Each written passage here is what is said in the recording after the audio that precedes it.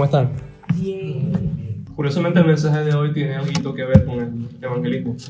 Y a mí me impresiona porque realmente, si ustedes se ponen a hacer cuenta, en el último mes o los últimos 2 meses, yo creo que el 80% de las predicaciones han hablado de eso. Y no es que yo lo haya planeado, la mayoría no. La mayoría ha sido que hemos estado en el libro de Juan, o que hemos estado en el libro de Hechos, o que ha abierto un pasaje, pero sin pensar en eso, de hecho. Y casi todo momento hemos hablado de eso. Y yo no soy, ¿verdad? Ustedes saben. Yo no soy una persona mística.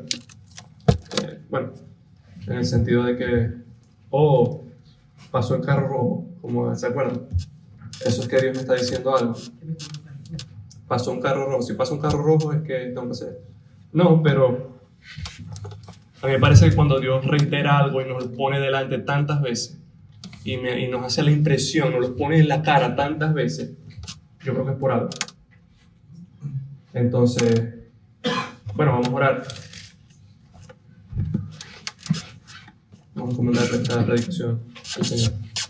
Padre, te damos gracias por este día, gracias por la oportunidad de acercarnos a ti, porque hemos sido lavados y limpiados con la sangre de Cristo y somos ahora tus hijos, somos ahora aceptables, agradables delante de ti por Él. Te pedimos, Señor, que tú perdones todos nuestros pecados, que limpie nuestros corazones de toda maldad, que renueve un espíritu recto dentro de nosotros. Y que nos capacites ahora, Señor, para que tu espíritu obre en nosotros por tu palabra, yo que la predico, ellos que la escuchan. Que a mí me sea dada sabiduría y ciencia, conocimiento y gracia para hablarla con claridad y como tú quieres. Y así también ellos que la puedan recibir con fe, con gozo, con mansedumbre. Porque nos encomendamos en tus manos, no confiamos en la carne, no confiamos en mérito humano, ni en habilidad humana, sino que miramos hacia ti. En el nombre de Jesús. Amén. Bien, vamos a terminar el relato de la mujer samaritana, o Jesús y la mujer samaritana. Estamos en el Evangelio de Juan, capítulo 4. Tuvimos que dividir esta sección en 3 partes porque es muy larga. No pudimos cubrir todo que hubiera sido ideal, ¿verdad? Si nosotros tuviéramos la capacidad yo de hablar 3 horas y ustedes de escuchar 3 horas seguidas, pero eso no se puede. Vamos a estar hoy desde el versículo 27. Recuerden que a este punto ya el Señor Jesús la había evangelizado. Lo último que le dijo, ¿verdad? Veremos el pasaje justo antes, el pasaje del versículo 26. Jesús le dijo, yo soy, es decir, yo soy el Cristo, el Mesías, el Salvador, el que habla contigo. Y entonces la mujer, ¿verdad? Sorprendida, vamos a leer que va para la ciudad, porque los discípulos la interrumpieron esa conversación y la mujer quiso que las demás personas escucharan. En este punto ya la mujer había escuchado, ya se había persuadido de que Cristo era primeramente por lo menos un profeta y ahora estaba como debatiéndose, estaba como creyendo, todavía no segura, pero estaba como empezando a creer que Jesús era el Cristo, por lo que él le había hecho. Recuerdan que le dijo todo lo que ella había hecho. Ella había tenido 4 maridos y estaba ahora con otra persona y entendemos que era una relación ilícita, sea porque vivieran juntos, porque tuvieran relaciones fuera del matrimonio, pero Jesús está diciéndole a esta mujer no lo bueno que ha hecho, ¿verdad? Él no la está alabando aquí, sino lo malo que ha hecho, y eso va a ser importante. La primera escena que nosotros podemos ver en este pasaje es la interrupción de los discípulos. Vamos a leer desde el versículo 27, que dice: en esto, es decir, mientras hablaba Jesús y la mujer, vinieron sus discípulos y se maravillaron de que hablaba con una mujer. Sin embargo, ninguno dijo, ¿qué preguntas? ¿O qué hablas con ella? Y verdad, con maravillarse hay 2 palabras normalmente que nosotros vemos en el Nuevo Testamento. Una es se escandalizaron, y eso más bien significa como que se ofendieron, se asombraron, pero con indignación. Esta palabra no significa se asombraron con indignación, simplemente se sorprendieron, se asombraron de que Jesús estaba hablando con una mujer. Ahora, ¿cuál está el problema aquí? Bueno, primeramente que ellos estaban en Samaria, ellos sumaron 2 más 2 y dijeron, bueno, esta es una mujer samaritana. ¿Sí se acuerdan de lo que se creía de las mujeres samaritanas? Que eran como menstruosas de nacimiento y que eran impuras, que uno no podía acercarse y hablar con ellas, o era impuro. Pero los hombres también, de los samaritanos en general. Sí, exacto. Lo que pasa es que con las mujeres había otra creencia particular con respecto a la menstruación. Pero los hombres también. Y ellos se maravillaron de que hablaba con una mujer. Ahora, vamos a abrir, aunque sea una puerta de posibilidad, a que la interpretación sea otra. Porque aquí el evangelista Juan no nos dice que hablaba con una mujer samaritana, sino que hace más bien un énfasis en que ellos hablaban con una mujer, ¿verdad? Por supuesto, quizás eso estaba incluido, el hecho de que fuera samaritana les causó mayor sorpresa, pero parece que ellos se sorprendieron porque hablaba con una mujer. Ahora, habían algunos judíos que creían, y yo me sorprendí mucho, yo esto lo leí en un comentario y tuve que ir a verificar que era verdad. Hay un documento que se llama el Pirkei Avot o algo así. Pirkei Avot, donde se explayaban, ¿verdad?, algunas de las creencias judías, vamos a decir sus interpretaciones, sus costumbres. Y ellos decían que hablar con una mujer, aun si era la esposa de uno, era una pérdida de tiempo, porque eso los desviaba del estudio de la Torá y eso podía resultar en el infierno. Dice Pirkei Avot 1:5, si alguno lo quiere verificar. Porque yo leí esto en un comentario y yo me reí, yo dije, pero esto no puede ser. Entonces no sabemos si estos discípulos estaban compartían esa creencia. No eran todos los judíos, por supuesto, quizás eran algunos poquitos, pero les quiero hacer ese comentario. Que era probable que por esa razón ellos se sorprendieran de que Jesús estuviese perdiendo el tiempo.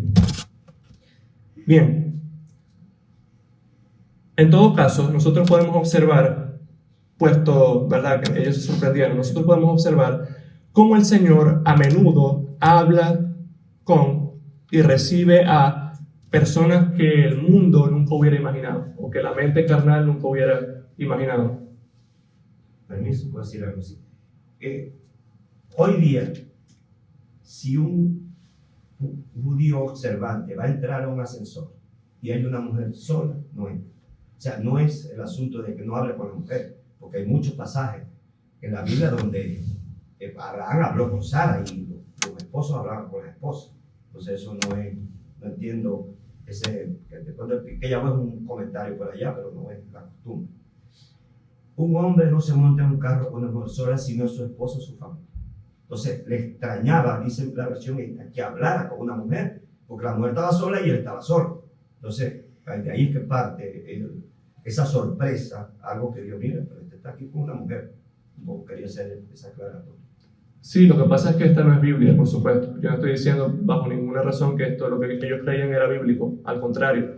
Yo estoy diciendo que dentro del documento que detallaba algunas de sus costumbres, en el Pirkei Avot, vamos a decir el 1:5, uno puede leer que ellos creían esto. Y uno podemos ir a verificarlo luego, pueden ir a internet, eso está allí.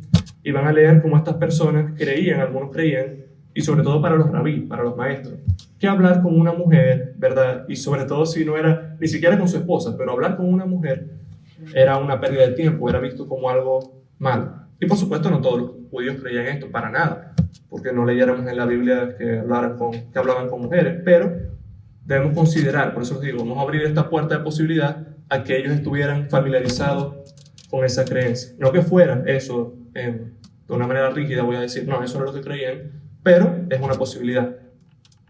Pero vemos cómo el Señor, como les digo, habla y recibe a personas que la mente carnal no hubiera imaginado. El hombre judío, y esto sí es una verdad, esto lo podemos leer, ¿verdad?, al ver la actitud de los judíos, de los discípulos y de los líderes religiosos. Ellos esperaban a un Salvador que solamente se juntara con la élite social y religiosa, o al menos principalmente con la élite social y religiosa, no un Salvador que comiera con publicanos. Y pueden leer, ¿verdad?, en los evangelios cómo los fariseos se ofendían cuando él comía con publicanos y pecadores. No que comiera con, o se juntara, que dejara que una mujer, ¿verdad?, le lavara los pies, como dijo luego el fariseo. Si fuera profeta, no dejaría que esa mujer le lavara los pies. Sabría que el pecado de esa mujer que le está lavando los pies. En todo caso, nosotros vemos que ellos no esperaban esto. Para ellos eso era una sorpresa, que Jesús se juntara con esta clase de personas que eran despreciadas por la sociedad. Pero nosotros leemos, y de esto dan testimonio también los profetas, que el Señor vino a buscar a los pobres en espíritu, a los contritos en espíritu, a los presos, a los ciegos, a los enfermos, no a los ricos, no a los autosuficientes, sino a los hombres en mayor necesidad de Él. Él vino a salvar a pecadores. Y de aquí proviene mi primera observación. Los creyentes, nosotros, no debemos hacer acepción de personas, sino que debemos recibir en el Señor a los más viles pecadores. Y escuchen, no están seleccionadas las palabras al azar. Nosotros debemos recibir a los más viles pecadores y comer con ellos y predicarles el evangelio. Recuerden el principio, algunos primeros serán postreros y algunos postreros primero. Algunas de las personas que son más despreciadas por la sociedad y son puestas en lo más bajo, son puestas de último, vamos a sorprendernos porque en los cielos algunas de esas personas van a ser puestas primero y más arriba, y van a ser mayormente glorificadas y exaltadas que algunas personas que se envanecieron, que algunas personas que creían que iban a estar ellos primero y que iban a estar arriba. Y verdad, nosotros lo pudiéramos traer de una forma muy práctica al ejemplo de las personas, por ejemplo, en adicción. No sé si ustedes han conocido, algunos seguro han tratado, han hablado con personas drogadictas y han visto, ¿verdad?, como algunas de esas personas tienen una apariencia horrenda, los ojos horribles, son personas que se ven muy desgastadas, algunos tatuados de pies a cabeza, hablan de una forma fea, huelen mal. Y nosotros, nuestra inclinación puede ser nosotros evitar a esas personas. Porque no es que para él a ese no me va a escuchar. Es lo que decimos, o a mí me da miedo, ¿verdad? Pero nosotros no debemos hacer acepción de personas.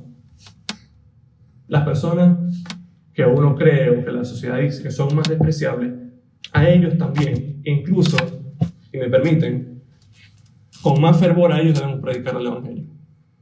Porque de ellos ha llamado el Señor para glorificar su gracia. El Señor está 100% por el negocio de glorificar su gracia. Lean Efesios 1, que Él nos escogió a nosotros, nos predestinó, nos llamó, nos hizo aceptos en el amado para alabanza de la gloria de su gracia. Para Él hacer ver lo grande que es su misericordia, salvando a los mayores pecadores. Mi segunda observación, nosotros podemos observar aquí de manera particular, ¿verdad?, por el caso de esta mujer, cómo el evangelio de la gracia se glorifica en las mujeres, e incluso en las mujeres más despreciadas por la sociedad y por ellas mismas. Nosotros sabemos que el pecado de la inmoralidad sexual, ¿verdad?, el pecado de la promiscuidad, es uno de esos pecados que produce como que la mayor mancha en la reputación de la mujer y en la conciencia de la mujer. Una mujer que ha estado en ese pecado se siente incluso culpable, a veces está traumatizada por muchos años, lleva como una carga, por eso ella siente que no vale nada. Porque este es un pecado que deja una mancha muy profunda, este es un pecado que no es nada para nada algo ligero. Pero sin embargo, Cristo también ofrece por su evangelio perdón de pecados y vida nueva y restauración a esa mujer, a la que ustedes menos se imaginen. Piensen en verdad en la mujer quizá, la mujer que yo conozco que es más promiscua. Bueno, para esa mujer también hay evangelio. Para esa mujer también está abierta la puerta de la gracia, si ellas se arrepienten y si ellas creen en el Señor Jesús. Y hablo ahora específicamente a los hombres.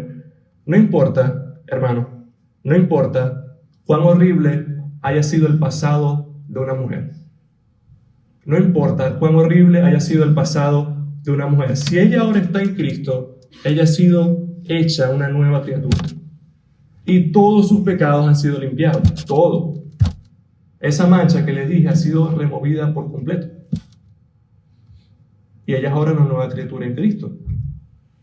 Y lo que Dios limpió, ¿verdad? Usamos en las palabras de el Señor en Hechos. Lo que Dios limpió no lo llames tú común, porque ha sido santificado. Lo digo porque los hombres quizás tendemos a veces a despreciar cuando sabemos de una mujer que tiene un pasado, una hermana que tiene un pasado, pero si ahora está en Cristo, nueva criatura es. Y vemos versículos 28 al 30. Como esta mujer, luego de haber, quizás concluido por este momento su conversación con el Señor Jesús, ella dice, dejó su cántaro y fue a la ciudad. Y dijo a los hombres, venid, ved a un hombre que me ha dicho todo cuanto he hecho. ¿No será este el Cristo? Entonces salieron de la ciudad, vinieron a él. Hay varias cosas que nosotros podemos notar aquí. Primero, que la mujer tenía un entendimiento muy básico de Cristo. Y aquí, ¿verdad? Vamos a hablar un poco del evangelismo, vamos a hablar un poco de lo que estábamos comentando más temprano. La mujer tenía un entendimiento muy básico de Cristo. De hecho, ella, como tal, no fue a predicar el evangelio. Ella anunció de Cristo, ella dio testimonio de Cristo, pero eso no es predicar el evangelio. Ella no anunció, ¿verdad?, de la muerte del Señor Jesús, de su resurrección. Ella solamente fue y dijo que, ve, aquí hay un hombre que me ha dicho todo cuanto he hecho, y dice que es el Cristo, ¿no será? Pero ella habló de Cristo, ella anunció que estaba esta persona en Samaria. En segundo lugar, esta mujer tenía una mala reputación en este momento. Y eso no se puede negar, esta mujer tenía una mala reputación. Tercero, la mujer, vemos, ¿verdad?, como en lugar de evitar el tema, les dice, por interés de que ellos conozcan a Cristo, que el Señor le dijo todo lo que ella había hecho. Y ustedes se pueden imaginar, ¿verdad?, una mujer, o esta mujer, yendo al pueblo, pensando, después de todo lo que estas personas quizás me hayan insultado a mí por todo lo que yo he hecho y cómo me hayan despreciado y cómo mi reputación esté por los suelos, yo no les voy a venir a decir que él me dijo no voy a traer el tema, ¿me entienden? No les quiero poner eso en la mente, no les voy a decir, ay, miren, me dijo todo lo malo que he hecho, para que ellos se acuerden de todo lo malo que ha hecho. Pero ella va y lo dice. Ella dice, venid, ved a un hombre que me ha hecho todo cuanto he hecho, porque el interés de esta mujer, más que su reputación y más que lo que pensaran de ella, era que las personas conocieran a Cristo. Ahora, antes de que alguien piense, o sea que yo puedo salir y evangelizar, no importa si yo tengo un poquito de conocimiento de Cristo, yo igualito puedo salir y evangelizar, no importa si tengo una mala reputación. Antes de que pensemos eso, en realidad, esta no es una prescripción, o sea, eso no es un ideal, ni es un mandato bíblico para nada. Nosotros debemos, como dice 1 de Pedro, primero, estar preparados para presentar defensa ante todo aquel que nos demande razón de la esperanza que hay en nosotros, con mansedumbre y reverencia. O sea, debemos estar preparados para anunciar el evangelio verdaderamente y con una buena actitud. Y segundo, nosotros debemos adornar el evangelio con nuestras buenas obras, como el Nuevo Testamento enseña 1.000.000 de veces. Nosotros debemos adornar el evangelio con una buena reputación. Eso le pone un adorno, le da un perfume al evangelio. Y lo hace, Dios lo usa también para que las personas se muestren más receptivas a él. Pero también es verdad que todavía un recién convertido, y aun si ese convertido era un pecador despreciable, como lo éramos todos, él también tiene algo que decir de Cristo. O sea, que yo no necesito ser un teólogo, que yo no necesito ser un maestro de la Biblia, no necesito ser, ¿verdad?, un experto para yo poder decir algo de Cristo. Capaz y no es el evangelio, que yo me tengo que preparar para anunciar el evangelio. Pero yo al menos, si no sé nada, al menos digo, bueno, aquí hay un hombre que dice ser el Hijo de Dios, o algo, como dijo esta mujer. Y nosotros, ¿verdad?, tenemos un conocimiento mucho mayor, muchísimo mayor que el de esta mujer. Pero les digo que no es una excusa que a nosotros nos falte aún quizás crecer un poco. Nosotros debemos ir mientras nos preparamos, no esperar que nos preparemos para ir, ¿me entiendes? Y eso es algo con lo que yo también he luchado, no solamente tú, hasta yo y nosotros.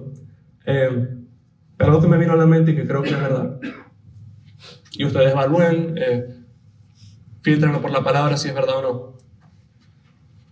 Nosotros debemos ir. Nosotros no debemos esperar. Si nosotros nos equivocamos en el camino, bueno, pero estamos yendo. Pero estamos evangelizando. Si a mí se me fue, ay, verdad, pude haber cambiado esto. No importa, pero estoy yendo. Estoy cumpliendo la gran comisión con lo que yo tengo, con lo que yo sé. Y otra cosa es que fíjense que esta mujer no tuvo mucho protocolo, ¿verdad? Ni mucha ciencia, ¿verdad?, para ella llegar a las personas y anunciar de Cristo. Fue a la ciudad y le dijo a los hombres, listo. Y hay un problema en la iglesia últimamente con el evangelismo. Ese problema, y últimamente hace tiempo, hace ya más de un siglo, y es el problema de que la iglesia está demasiado obsesionada con los métodos de evangelismo. Está demasiado obsesionada con las estrategias de evangelismo. Cuando en realidad lo que salva es la predicación del evangelio, la cruz, cualquiera que sea el método. El método es importante porque, ¿verdad?, es el puente para que nosotros, con método me refiero, de qué manera yo voy a ir a predicar el evangelio, qué es lo que cómo yo les voy a llegar, qué actividades vamos a hacer. Pero eso es secundario. Lo principal, lo que salva es el evangelio. El método solamente es un puente. Y métodos se han usado mucho. Esta mujer no tuvo ningún método. Fue y les dijo. Los apóstoles leemos que, ¿verdad?, que iban a la sinagoga donde estaba la gente y hablaban. Pero más que una obsesión en, qué estrategia y qué método, nosotros debemos estar obsesionados con la palabra, con la predicación del evangelio. Como dice Pablo en 1 Corintios, él les dice a los hermanos,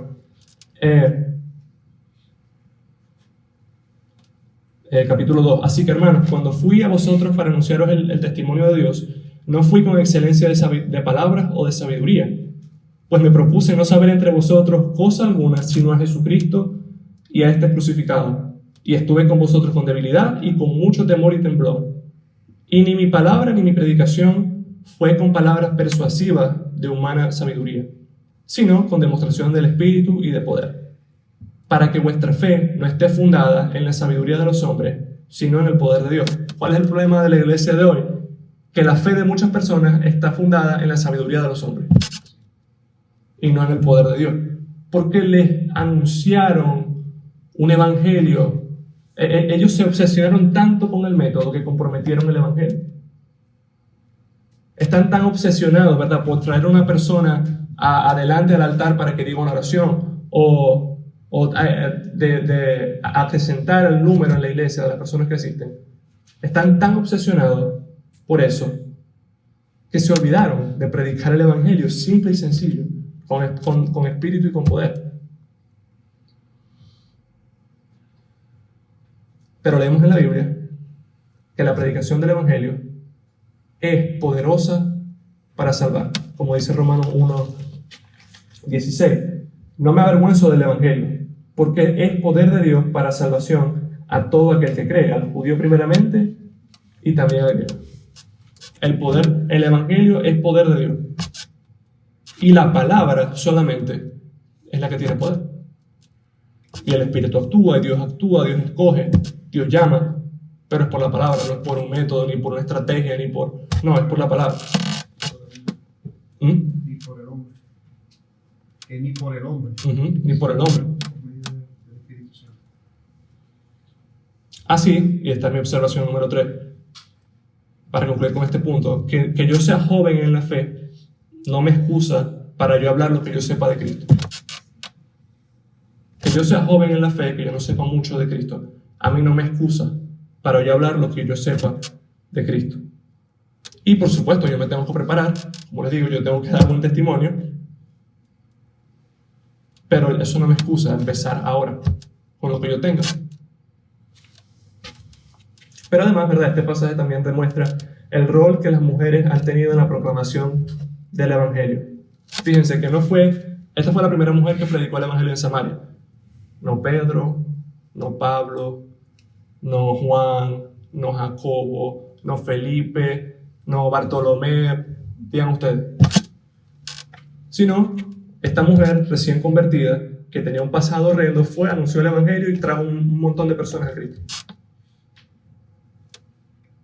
¿A quién fueron las personas a las cuales el Señor primero se les apareció cuando resucitó? A las mujeres. A María Magdalena. Vamos a buscar el pasaje.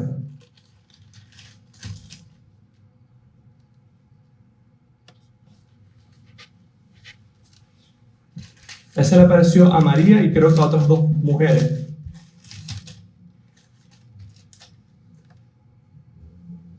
Y ella, y se menciona, ¿verdad?, principalmente a María Magdalena, luego fue y anunció a los apóstoles que el Señor había resucitado. Leemos, por ejemplo, como Pablo hace mención de Priscila y Aquila, una de ellas es mujer. ¿Verdad? Ahorita no, los dos nombres son un poquito extraños. Pero estas personas, estas mujeres, tuvieron un rol fundamental en la proclamación del Evangelio.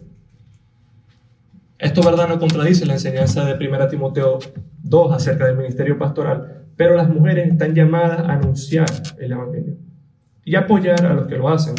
Leemos, ¿verdad?, cómo habían mujeres que sustentaban económicamente el ministerio de Jesús. Ellas quizás en tiempos del Señor, cuando Él estaba en la tierra, ellas no estaban anunciando necesariamente el Evangelio, pero ellas estaban sosteniendo el ministerio del Señor Jesús. El punto es que sea directamente o sea indirectamente, sea que yo voy a anunciar o sea que yo voy a sostener, las mujeres están llamadas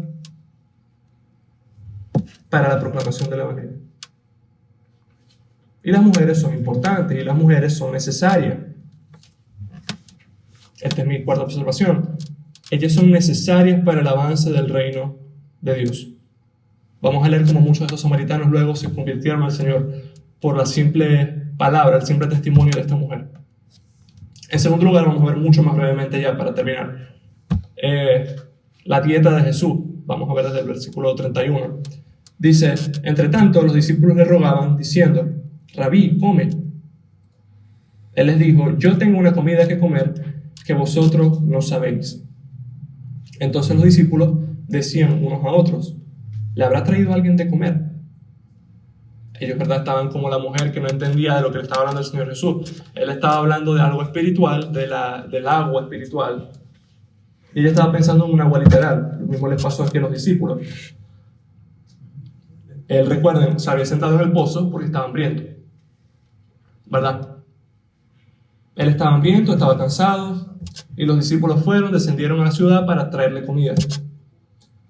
Ellos vinieron. Recuerden, la mujer había ido a Samaria, a la ciudad, a anunciar a las personas de estos hombres, de Jesús, y ya los hombres estaban de camino, iban a ver. Y mientras tanto, ellos le dicen: Rabí, come, ya te trajimos la comida, tú estabas hambriento, estás cansado. Y él les dijo: yo tengo una comida que comer que vosotros no sabéis. ¿Le habrá traído alguien de comer?, dijeron ellos. Jesús les dijo: mi comida, esta es la dieta de Jesús. Mi comida es que haga la voluntad del que me envió y que acabe su obra. Mi comida es que haga la voluntad del que me envió y que acabe su obra. Y leemos cómo se hace énfasis en los evangelios de que el Señor Jesús no fue un ascético, ¿verdad? Incluso Juan el Bautista fue un poquito ascético, o un poquito restrictivo. Él solamente comía miel y langostas, él se vestía de una forma muy extraña, vivía en el desierto.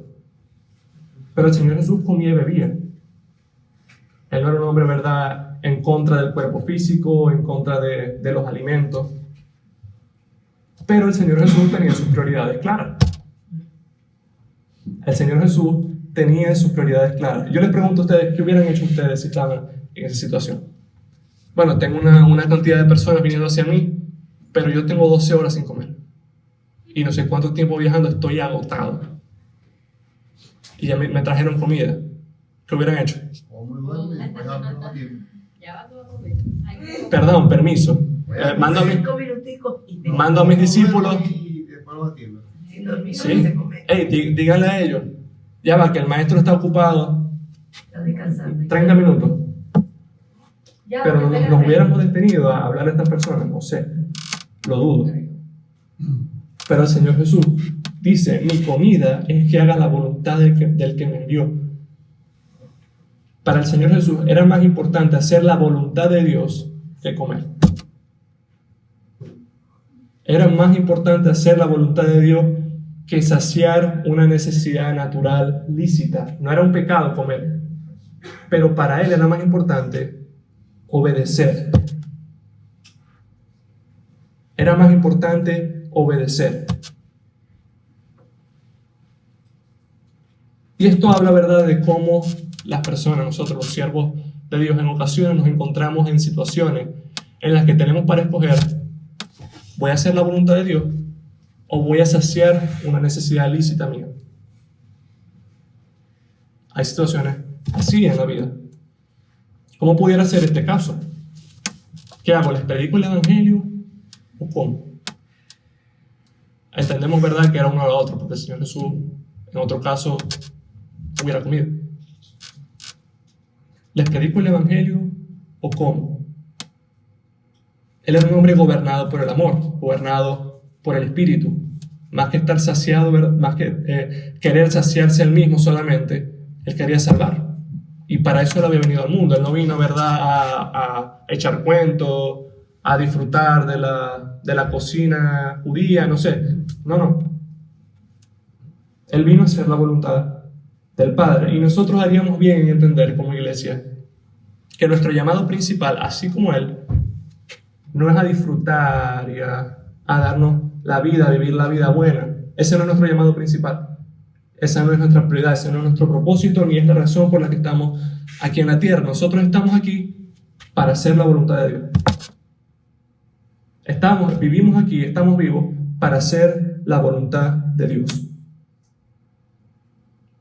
Tengamos que sacrificar lo que tengamos que sacrificar. Tenemos un Señor. Somos peregrinos sobre la tierra, somos viajeros, somos extranjeros. Y estamos buscando no agradar al mundo ni agradarnos a nosotros mismos, sino a aquel que nos tomó, que nos adoptó. Versículo 35. ¿No decís vosotros, aún faltan 4 meses para que llegue la siega? Y eso significa, ¿qué? La cosecha. He aquí os digo, alzad vuestros ojos y mirad los campos, porque ya están blancos o listos, ya están maduros para la cosecha. Y el que siega recibe salario y recoge fruto para vida eterna, para que el que siembra goce juntamente con el que siega. Porque en esto es verdadero el dicho: uno es el que siembra y el otro es el que siega. Yo os he enviado a segar lo que vosotros no labrasteis, otros labraron, y vosotros habéis entrado en sus labores. Ese campo, ¿verdad?, que está ya maduro para la siega, significa, pudiéramos entender, que los samaritanos, en una aplicación muy inmediata, pero las personas también en general, estaban listas para la proclamación del evangelio. Había llegado el tiempo para hacer la cosecha, para traer a las personas a Cristo. Era el tiempo. Y ellos, los discípulos, ¿verdad?, pudiéramos entender, nosotros no estamos en esa cultura, pero ellos veían los campos maduros y decían, ellos podían interpretar, ellos sabían decir que ya estaba listo para la siega, pero no sabían decir que estas personas ya estaban listas también para la siega, ya estaban listas para escuchar el evangelio. Dice: el que siega recibe salario y recoge fruto para vida eterna. Esto es, el que predica el evangelio, el que cosecha. El que predica el evangelio recibe salario, y eso no está hablando de dinero. recibe salario y recoge fruto para vida eterna. Eso está hablando de una recompensa eterna, de un pago directamente dado por Dios. Eso es lo que él está hablando. Vemos que nuestra motivación, ¿verdad? No es solamente, y sí, la primera debe ser el amor por las personas, salvar a las personas. Pero él también nos ha dado esta motivación que a veces es hasta más intensa para nosotros. Es hasta más persuasiva, que vamos a recibir salario, que vamos a recibir recompensa. Aun si las personas no reciben el Evangelio, nosotros fuimos fieles y Él nos va a recompensar. Seamos fieles.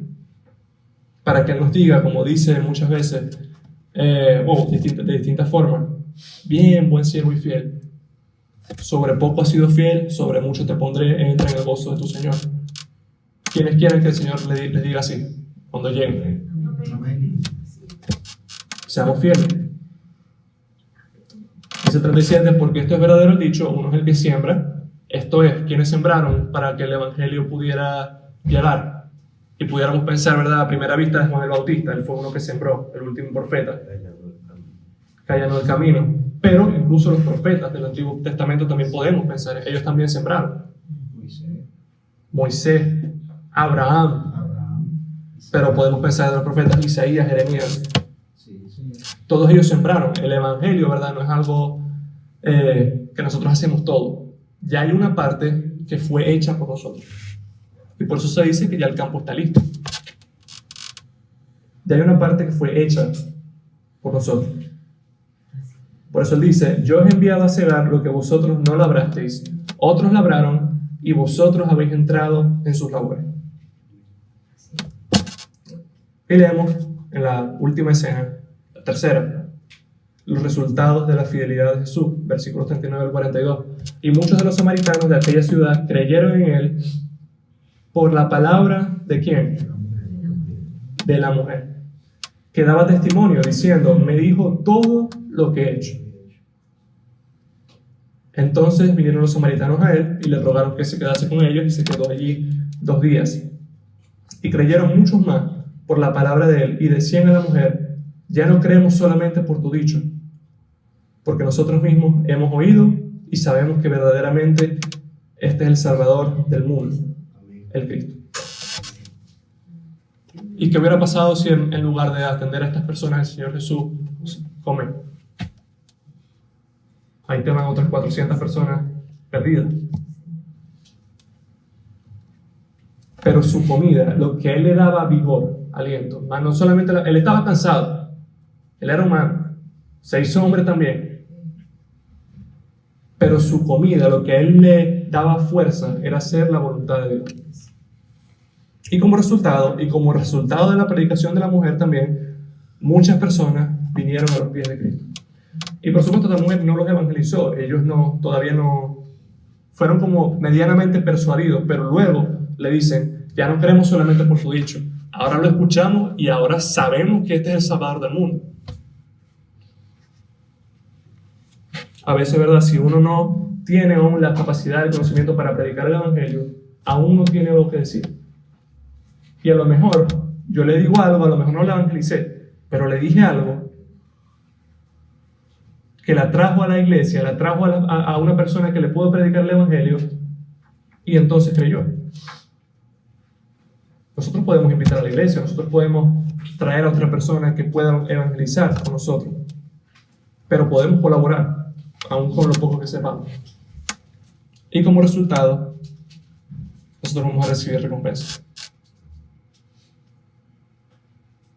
Podemos decir, ¿verdad? Si usáramos una ilustración, este no es el significado del pasaje. Digo, no estoy espiritualizando nada, esto es una ilustración solamente. Pudiéramos decir que la mujer fue la que sembró y el Señor cosechó. Eso no fue así, por supuesto, eso no es el significado del pasaje. Pero quiero que vean cómo el trabajo de los dos, o cómo ambos participaron para que estas personas creyeron. A lo mejor ustedes pueden sembrar algo para que otras personas, luego lo traen a otra persona y que la otra persona coseche. Entonces seamos fieles en anunciar el Evangelio de la forma que nosotros sepamos, con lo mejor que tengamos, y vamos a crecer. Eso crece con el tiempo. Yo de hecho, hubo un tiempo en el que yo salía por la universidad, y eso creo que ya lo he comentado, a predicarle a quien pudiera por ahí. Y realmente en un principio yo cometía errores que yo decía luego, pero bueno, no, pero es que yo tengo que cambiar esto. A mí me está faltando hacer un énfasis en el arrepentimiento. Y estoy hablando demasiado de la gracia, pero se me olvidó hablar del arrepentimiento. O cosas como esa, ¿no? Pero uno aprende y uno crece a medida que uno lo intenta. De todas formas, si es necesario que no solamente lo expliquemos, ¿verdad?, sino que veamos cómo es en la práctica. Así que vamos a ver cómo hacemos para que lo podamos también moderar, para que vean cómo es, para que ustedes también pues, se animen a hacerlo ustedes mismos. Vamos a orar. Padre, gracias Señor por esta mañana, por la predicación de tu palabra. Te pedimos que esta dé fruto en nosotros, no solamente en nosotros, sino que este fruto se extienda, Señor. Y que muchas personas lleguen a ti. Que nosotros aprendamos de la fidelidad y del amor de nuestro Señor. Y que seamos imitadores de Él. Personas que se preocupan más por hacer tu voluntad que por saciar nuestras necesidades. Danos ese corazón, danos esa fe. Te pedimos que tú nos ayudes a evangelizar, nos ayudes, nos abres la puerta para nosotros anunciar el Evangelio a más personas. Y que lo hagamos con fidelidad, que prediquemos un Evangelio verdadero. Porque te lo rogamos, Señor, en el nombre de Jesús. Amén.